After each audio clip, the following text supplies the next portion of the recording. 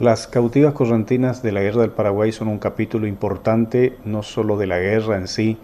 sino de la historia grande de Corrientes. Hay que reconocer que la guerra comienza en Corrientes con la toma del jueves 13 de abril de 1865 y que inmediatamente para la madrugada de julio de ese año son detenidas estas 5 mujeres que en realidad simbolizan un poco a todos los cautivos que ha generado el inicio de esta guerra en la provincia de Corrientes, sobre todo en la costa del Paraná. Estas mujeres son emblemáticas porque son las 5 mujeres de grandes jefes o de hacendados que estaban vinculados con la defensa de la ciudad, de la provincia, y que son apresadas por negarse, dice la historia, a revelar dónde estaba la resistencia correntina. Y son llevadas al Paraguay, prisioneras, y finalmente tardarán 4 años en volver, de las cuales, de esas 5, curiosamente vienen solamente 4 porque se dice Toribia de los Santos de Sosa, una de ellas, muere en cautiverio. Las otras eran Encarnación Atienza Osuna, Jacoba Plaza de Cabral, Carmen Ferrer de Alsina, Victoria Bar de Ceballos. Y Victoria Bar de Ceballos es la que rompe el voto de silencio que habían hecho a la Virgen de la Merced,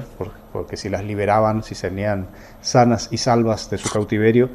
nunca iban a volver a referirse al tema e iban a callar, pero finalmente Victoria Bar de Ceballos es la que habla poco antes de morir, en una primera entrevista cuando apenas regresa, y poco antes de morir después, y cuenta realmente lo que habían pasado. Ese hecho es importante, es trascendente para la historia de Corrientes y genera, y es curioso,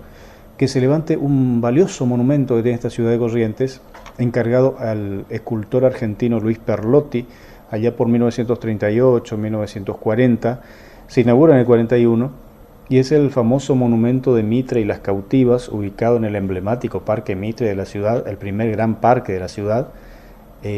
ubicado en el antiguo lugar de la batería, donde estaban las defensas, las armas de la ciudad, convertido en parque para 1901 y lleva el nombre de General Mitre, que es el presidente argentino durante la guerra. Ese monumento tiene la figura de las 5 damas cautivas en una cara mirando hacia la ciudad, y del otro lado está Mitre mirando hacia el río.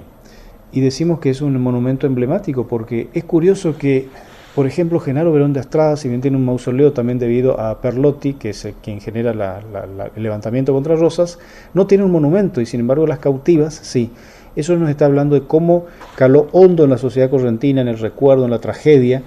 de lo que fue la guerra, de lo que fue la sociedad de Corrientes, la comunidad de Corrientes, cómo repercutió y cómo en estas mujeres está el heroísmo, está el valor, está la devoción mariana, y está un poco simbolizado toda esa característica tan particular que tienen los correntinos, o que tenemos los correntinos, y que tuvieron en gran medida nuestros mayores, que es la defensa del suelo, la defensa de la familia, la defensa de sus tradiciones, y que lo hacen a Corrientes ser tan único. Ese monumento es una joya arquitectónica, escultórica,